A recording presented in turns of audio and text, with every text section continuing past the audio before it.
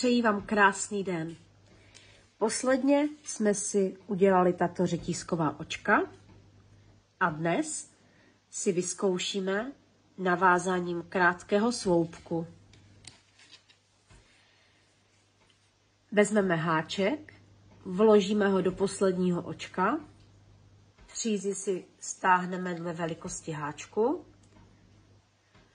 vezmeme háček a do prvního očka vložíme, nahodíme přízy a protáhneme.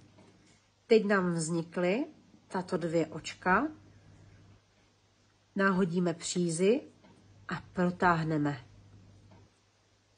A takhle nám vzniká krátký sloupek.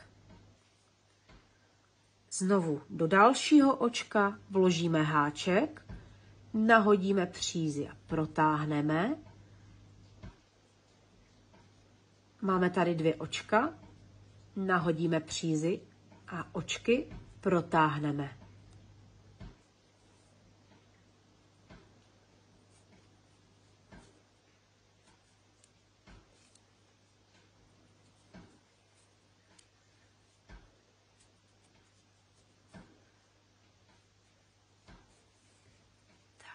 Do očka nahodíme přízy, protáhneme.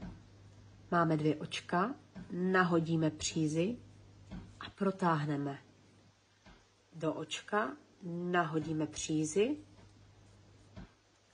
Máme dvě očka, opět si nahodíme a protáhneme. A takhle nám krásně vznikly krátké sloupky. A tady nahoře už vidíme očka, na která budeme pak příště navazovat. Tak hezky potrénujte a přeji vám krásný den.